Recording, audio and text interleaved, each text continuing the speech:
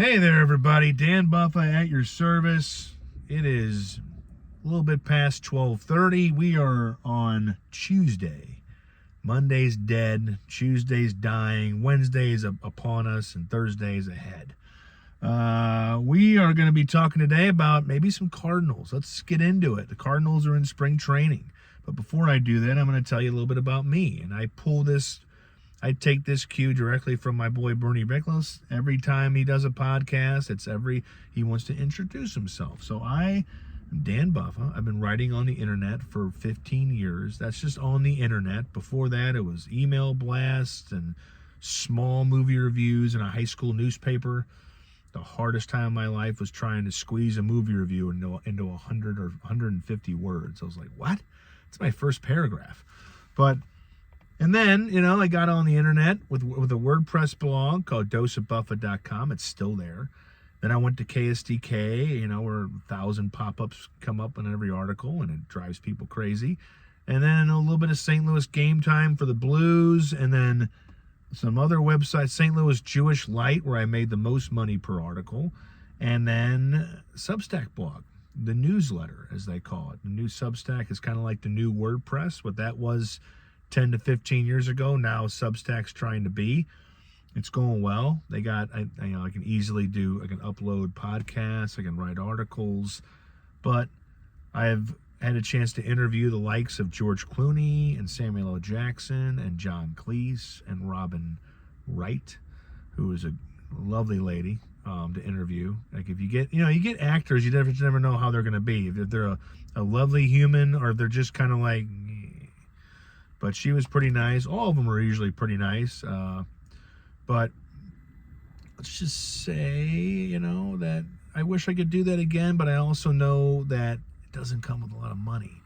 So that's why I'm in the warehouse. That's why I'm wearing the Crescent label, and I'm looking to my left is a warehouse. So you deal with the punches, and you keep on going. Let's discuss the Cardinals today. And really quickly, I want to kind of get into, I think, why there should be a little bit of, not like hope as in playoffs, but I think there's something to look forward to with this team. I think certain young players, here's 5 quick reasons why you could be excited about the Cardinals. Now, I don't have a ton of time, but I like this. That means I'm up against it. This is like the 2-minute warning of podcasts. You just got to crank it.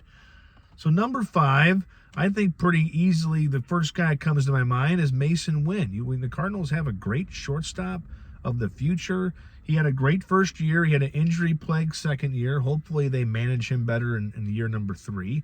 But he is a Gold Glove owning already, young, bright, outgoing. He's passionate. He can grow into a Wilson Contreras who just plays the game with a fire that every baseball player should.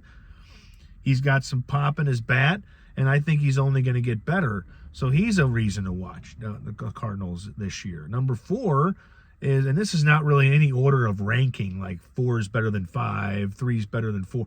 It's just 5 things that are rolling in my head. J.J. Weatherholt. I don't think the Cardinals have had this kind of a hype on a prospect. This is what the whole baseball world is looking at this guy. It's not like with Jordan Walker. It's like, yeah, he's a good prospect in the Cardinals organization, or even Nolan Gorman. This Weatherholt is on the MLB prospects top 100 list, and he's not down there low either. He's up high on that list. That means that people around baseball know who this guy is. I think the future is going to be Wynn up the middle at short with Weatherholt at second, and that's very exciting to look forward to. Number 3, Ivan Herrera. I think the guy is going to be a slugger. What they've seen the last year or 2 is only a tease of what he can do. And I think the biggest key is to having him choose a position.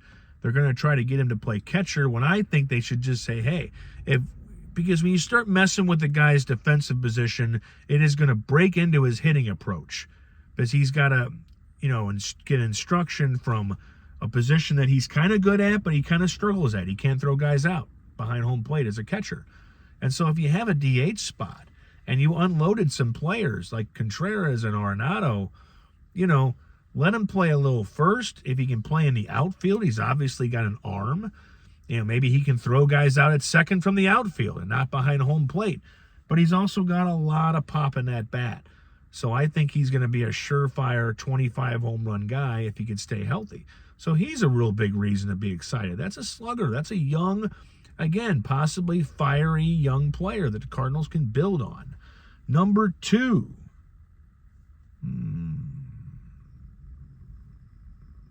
I know what number 1 is, but I'm trying to think of what I want to give number 2. Alec Burleson. I think he's going to be a guy that the fans are going to continue to love. He's going to be a fan favorite. He's got the look of a guy who can walk onto Forest Park, softball, aerial field, 6, and just slug doubles all day. But he's a pretty well-hitting professional Major League Baseball player who's also young, who's also can play first base, which he has a chance to. He can play the outfield. He can DH. You know, you can match up with him and Herrera, who's everywhere in the field. But that's another guy that's got a little pop in his bat, a little versatility in the field. You know, when it comes to the pitching, there's a lot of talent and potential there. You know, that's kind of maybe an extra thing, you know, but not really anybody that just jumps out at me like these other players do. But it's a lot of youth in that pitching core. I keep thinking Matthew Liberatore is going to kind of step up.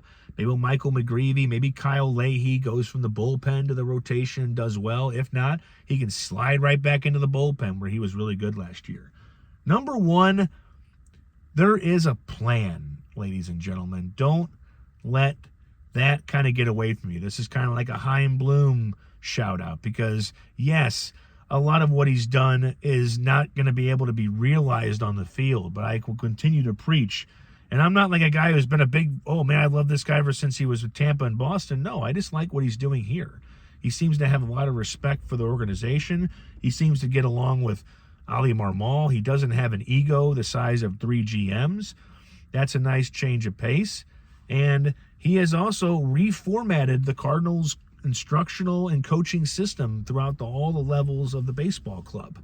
And he's also made all those trades. He cut off a lot of dead weight. Yeah, the Cardinals had to eat some cash, but when you give bad contracts, you have to eat cash. But also, it's just a plan. The last few years or 5 to 10 years have been like, you spend money, but you don't spend enough, or you spend it unwisely. But there's never really been a plan. Now, a rebuild, which is not as appetizing as any fan who wants to see the Cardinals, you know, do well and win games and contend, that's just going to be a few years away. But at least there's a plan. There's a plan in mind. You know, they know what they're doing. They have young players. They cut a lot of salary down. Their payroll is way down. You know, everything's kind of changing. The way that we're going to consume the Cardinals on TV is going to change. And the way this team's going to look every year is going to change. This is a big tryout year for guys like Jordan Walker and Nolan Gorman, who are not exactly young players anymore. I mean, they're still in their relative early-ish to mid-20s, but, you know, in baseball terms, you got to see what they have this year. You got to give them a full run and see what they can do with proper instruction, you know, before the games, and see if they can they can realize and make it come through on the field. So there's a lot to be excited about. The record isn't going to be great, but the players and the plan should make you want to tune in. That's all I have today. It's a real short one. I think we're just going to be cranking up here in 9 minutes. It's time for me to go back in there and plumb. It may not look like a beautiful day to plumb, but some guys want to build, and I'm the guy that has to give them their stuff. So have a good one. Just watched the truck pull in, so got to unload that baby. Have a good day. Stay upbeat about the Cardinals and stay upbeat about life. Don't let it get you down. Bad things happen, but this too shall pass. Remember that. Have a good day, everybody.